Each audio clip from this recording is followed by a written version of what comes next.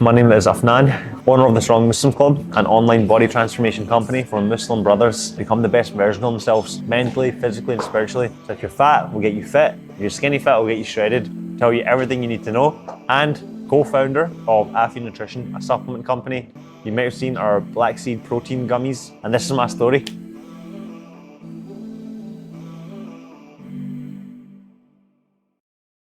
So, I was born in Glasgow, grew up in Glasgow, Pollock Shields specifically, right up until the age of 6. And then I actually moved to Motherwell, and that was a proper culture shock because Pollock Shields, everyone's brown here, especially 20 years ago. Moving to Motherwell, I was the only brown one in my year, literally. So it was a big culture shock. There was one point, even in primary 2 or 3, I was like, I felt it so much that I was like, I wish I was white. That's how bad it got, man. But no, I like myself now. Fast forward to somewhere primary 5, primary 6. My mum got cancer, my sister got cancer. And I remember her going in and out of hospital, my Khalas coming over, them looking after me, my other sister taking over as a second mother, and then they were both fine. And then we went to high school, and then my mum got cancer again, and then in my head I was just a poor sad little kid, like, oh wow, like, that's so sad.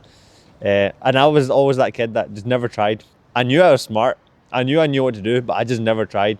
I still carry that forward with me. I'm a lazy, ambitious person. I hate it so much. I'm a bit less lazy these days and a bit more ambitious these days. But that carried on so much so where I only got accepted into 2 unis, Cali and RGU in Aberdeen. So I had to pick between Glasgow and Aberdeen. And my dad was like, why are you going to Aberdeen? Your mom's ill for, I think this was the 3rd time she had cancer. So he was like, why are you going up there? And I was like, oh, it's a better uni, this, that and the other. Maybe to me, I was just trying to escape what was going on at home. I don't know. Aberdeen uni, it was so stupid, man. I went there to muck about with my boys. That's all it was, to be honest. I done no studying. My boys will tell you that for free. Mucked about. Maybe it was a form of escape. I don't know, right? Too many purtikam. Purtikam means silly stuff with your mates. Anyway, mom got worse. I had a lot of trips back and forth in that first year of uni. Unfortunately, she passed away. That just led me to muck about even more. And what ended up happening was I was doing engineering, but I didn't really like it. I was just there for the sake of, do it for mum, dad type thing. In 2019, I had a resit for uni. And I had one exam to resit, and I was like, I don't want to waste my time. And I was like, let me look into this personal training thing, because I was loving the gym. And I found out you can literally tell people, okay, do this in the gym and you get results, and you get paid for that, 30, 40 pound an hour. And I was like, that's flipping amazing. I actually like that. I hate uni, I hate engineering. And I started learning about that, and then COVID happened. Passed that exam, summer happened, and then I was like, oh, but I'm really liking this personal training thing. Now I need to pick between engineering and uni and personal training. That's where I had to kind of decide, all right, which path I want to follow. I was telling my dad, and he was like, shut up. Shut up, what do you mean? What the hell? What? He didn't even know what personal training was. Like, who knows as a brown uncle, do you know what I mean? He didn't even know what it was. He's like, what is that? That's stupid, that's silly, don't do that. My sisters were saying the same stuff. They're like, why? And I was like, no, but I like it. And I tried to do both at the same time, uni and that. Ended up patching, leaving uni, and I was like, let me just do this personal training thing full time. And I couldn't get a job, obviously, because all the gyms were shut. It was locked down, and that's when I started finding out about online coaching, and I started buying 1 or 2 courses about online coaching and making money online just by selling a skill. And I was like, oof, I like the sound of that, but I never paid that too much attention. That was just in the back of my mind. Then in lockdown, me and my boys actually went on holiday to Portugal, and one of my boys is shredded. He looked so good. Shout out Hamad, right? And I was like, bro, how did you get shredded? The gym just shut. And he was like, bro, I just done it. I just worked out in the house. And I was thinking, what the hell? Here's me being so silly. I've got equipment in the house and I'm not doing what I'm supposed to be doing.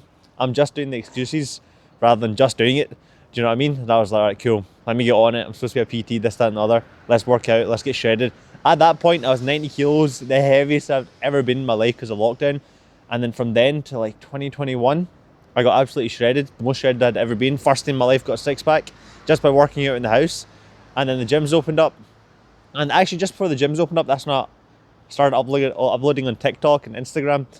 And now I've been uploading for 4 years. After I had decided, okay, I'm not doing engineering, I'm not doing uni, applied to different gyms in London because I was like, apparently London is the place to be if you want to be producing sick content, if you want to really push your personal training to the next level and charge more, like literally double or triple the rate. So applied to loads of different gyms and I got accepted, got the role for a personal trainer at Baker Street Fitness First, literally one of the best gyms in the country, one of the best gyms in London, and I was charging like 75, 80 pound when I was there. When I got there, the problem was they don't give you clients, they don't pay you at all. They say, in order for you to be a PT here, you need to work for us. We don't pay you, but that just allows you to train people here. But you need to go find your own clients. We don't give you clients. So that's where I was learning more books, listening to more books, listening to more people tell me about how to become a better salesperson, going up to people, really going out my shell to sell to people. Oh bro, your form's crap. Do you want to be my first client? All that jazz. Got a bunch of clients, and I was thinking, the problem was, there's a ceiling. If I work so hard as a PT every year, I need to continue working hard for the next year, 40 hours a week, every week. But then there's no scalability in it. And the way my mindset has been brought up, my dad has a shop, it's have a business, have employees, they do the work for you type thing, and then you can scale. So I was like, I'm not gonna work here 40 hours a week, every single week, and I can't even get holidays, because if I take time off, that's me losing money. And the other problem was, there's just too much fitna in the gym. There's no sunlight, because it was down like a basement type thing. I'm in there from 6 a.m. to like 10 p.m. every single day. I'm missing family events and things like that. I was like, this isn't it. I don't like it. And that's when I took the next plunge. I was like, all right, let's go Scotland and go all in on the online coaching space, produce content, try get clients, or continue rotting away here. There was a turning point for my decision to leave London.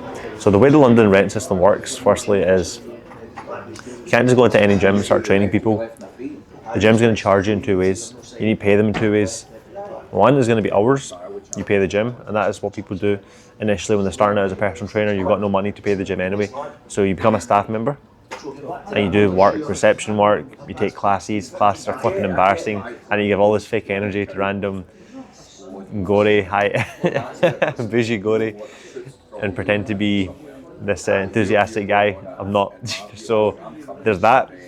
When I was doing 20 hours a week, and then they give you access to their clientele, the people, the members of the gym, so you can go train them, go pick up clients. The second model is, once you've got enough clients, or if you're ready, you pay the gym, and that's £300 a week, so it ended up being £1,200 a month.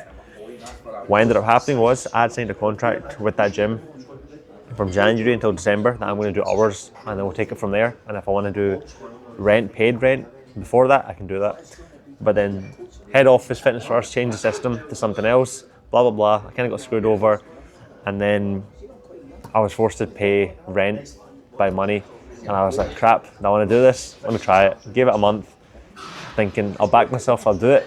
But then my heart wasn't in it. I wasn't putting any effort into it, because I knew this was not a scalable model for me. And if I can see the end goal in a couple months, in a year's time from now, me not really wanting to give it my all, or me not really wanting to do this, I was like, I don't really want to do this, it's not scalable. I'm thinking like a businessman, I want to do something that's far more scalable. So that's where I took the leap. And I was like, if this, I'm going back home to Scotland and starting my online coaching business. I'm getting clients online from working from my laptop. I'll dictate who's around me, because I didn't even like the personal trainers I was around.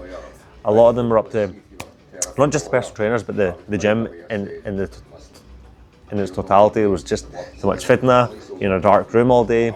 There's too much music. I didn't even listen to music. And there's nungy, half-naked girls, you know what I mean? It's just not the place I want to be. And everyone's talking about haram stuff, do you know what I mean? So I was like, I want to go back home, where it's just me, no one influencing me to do haram. I'm not seeing haram all day, I'm not listening to haram all day, and I can pick who my clients are. That's why I was like, I'm going to work with Muslim brothers who are like-minded and just help them. And I took the leap, went back home. It took me so long to get clients, but I grafted and I grafted. I was like, I need to post my content. I need to buy more courses, buy more mentors, and I invested so much money into my education and into mentors so I can learn for myself and learn how to do well. And that's the biggest risk I took, was just investing in myself, my education, myself. A lot of people pay money when it comes to uni, especially in England. You have to pay for uni. In Scotland, alhamdulillah, it's free, but they'll pay 10k a year for uni. I was paying a lot of money from just my education. And what I decided to do initially when I went home, I thought, let me try this model called Empowered Employee, where I didn't even have one client at that time, but I was like, let me try to get hundreds at a time. Let me just go to these businesses and tell them, I'll take all your staff and train them. But obviously I got rejected a bunch of times. We literally were in town, going up to businesses, handing out cards, being like, we'll train your staff, here you go, Empowered Employee, blah, blah, blah. We got rejected, no one called us back, we emailed so many people, and I was like, why is this not working? And I had to go back to the drawing board. I was like, mate, I don't even have one online client, how am I going to get hundreds? So back to the drawing board, I was like, what's happening? Need to suss out how to get online clients first. Paid more education. And then from there, I was like, cool, I need to remarket myself as a Muslim brother to help Muslim brothers, because when you're starting off online, you can't just sell to everyone. If you sell to everyone, you sell to no one. The richies and the nichies. That's from there I decided to do the Strong Muslims Club and help just my Muslim brothers. This is my brother Hassan, dearly departed client. He's not dead. He just lost enough weight. He knows what he's doing. He's been taught enough. He went from 112.8 kilos to down to the 90s. And his goal was to look good for his wedding. His wedding's in a couple months and he already looks a lot better. He's feeling a lot healthier. Brilliant coach, he said, guide, mentor, and most of all, a dear brother to us all. Quite nice words. He said quite a lot. I don't want to say too much, but group chat for the clients to motivate each other, help each other with tips and tricks, but mostly just to keep each other accountable. It's needed, in it. When I went back home to Motherwell, I was like, I'm starting a business. I was watching so much Diary of a CEO, so many podcasts, so much Alex Hormozy, and I was trying my hardest to start a business, Empowered Employee, as mentioned before, and we got rejected so many times. And then what happened, funnily enough, Islamic Finance Guru, which is a big capital investment company for Muslims, put me on their show, so it's a mini Dragon's Den, and I pitched them the idea of Empowered Employee. I got rejected so hard because it's more of a nicety, they said. What company's going to pay for that? And then I was thinking, I still want to make it a thing, but I need to get my first client before I can start chasing hundreds at a time. And that's where the Strong Muslims Club came in, because I was like, the richies and the nichies, I'm too widespread. I'm just an online coach, but I need to find my demographic. And your demographic is always an old version of yourself. And I was like, I want to help younger brothers who are like me, lost, they're fat, they're skinny fat, they're not too sure what they're doing, and their whole life is kind of upside down due to their own physical health. So I was like, let me focus on that. And I like talking about Islam. I'm a Muslim, if you didn't know. So I wanted to talk more about that, focus more about that, and help my younger Muslims. And when I started talking more about Islam, I got more traction. And I wasn't doing it for traction, I was doing it to genuinely help my Muslim brothers. And what ended up happening was I started getting clients from it.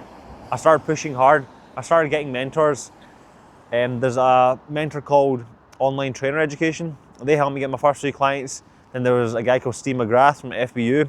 He helped me a lot. He really, when I jumped on with him and his course and his mentors, that's when my online clients blew up. From there, I learned how to get clients off LinkedIn, off Instagram, off TikTok, literally from all over the world. And that's where, that first time in my life, I finally found like I was winning. Because before that, for the first 5 years before that, I was losing. High school, my grades were crap. I was doing so crap at it. I was just mucking about, wasting time. I was going from PT job there, and I felt like I was failing at it. And then even when I came back from those failed PT jobs, and obviously I had to get money somehow, I was doing odd job here and there, takeaway, security shift, my dad's job, this, that, and the other. This is the first time in my life where when I was investing in those mentors and that education, I was getting traction and I was getting clients from literally all over the world. I felt like I was actually winning for the first time in my life. One of the turning points when I moved back home from London was getting married. I was so confused why their family accepted me. I had no degree, no job, no nothing, but Allah works in mysterious ways. Managed to get married, and that was a real turning point. From that point on, I literally found so much barakah in my life. After months of grafting, I realised why I was grafting, because I was trying to be a better man, and marriage does that. And subsequently, you get more barakah. That's why Islam says, get married, you get more barakah. Because a lot of people think, oh, I'm not going to get married because I don't have a job, this, that, the other. It's actually the other way around. You get barakah and you get a job and you get money when you get married. Anyway, shout out my wife, my best friend. She helped me a lot. Another reason why I always back myself and I'm like, I'm going to take the risk and do it, because at the end of the day, what's going to happen? I'm not going to die if it all fails. I've still got my family. My dad will still give me a bed. Do you know what I'm saying? So I'm not going to die. That's the ultimate thing. This life's short anyway. So why don't you believe that anything can happen? Why don't you believe, let me take the risks? So if all else fails, you still got your family, you still got Allah, have to work on Allah, and then just pick up something new, do you know what I mean? Or try again. So my family, love them to pieces, they've always got my back.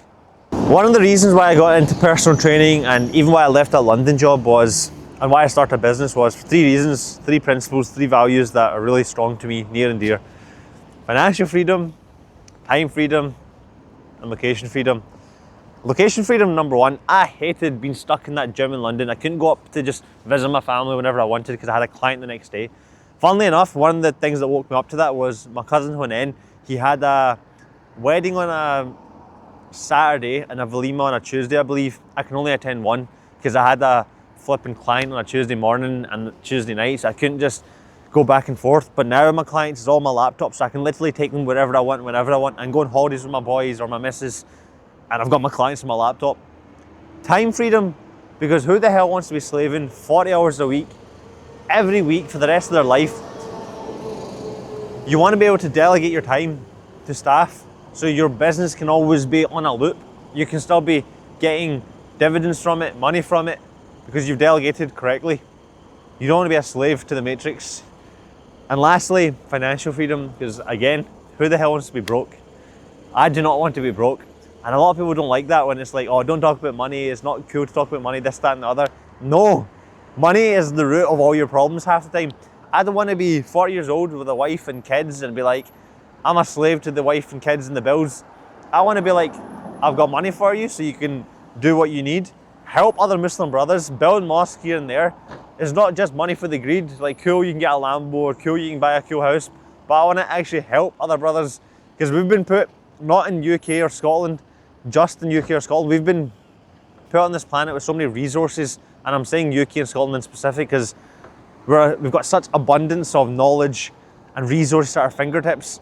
Use it wisely, so don't be lazy. Learn more, educate yourself, and apply that to yourself. If you graft hard and use the resources that Scotland or the UK have to offer, there's an abundance of mentors or courses or free online education, and if you actually use it, you can actually make money online. I'm not even selling you a course or anything, I'm just saying it's all there.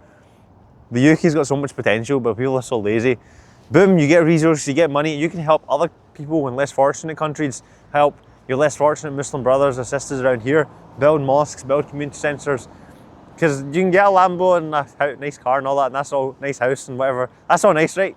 But the thing is, give back to the community, help the less fortunate, which is what I want to do when I'm a millionaire, inshallah. So in life, if you want to be somewhat successful, you need to take risks. I took risks and paid for mentor and courses when I didn't even have money, and somehow found a way. In life, stop playing it so easy. Play it easy, you get easy rewards. Take risks, you get big rewards. You're gonna die anyway, do you know what I'm saying? So why even deep it? Put the hard work in, put your hands together, pray to Allah, put the tawakkul on Allah, and everything will be alright.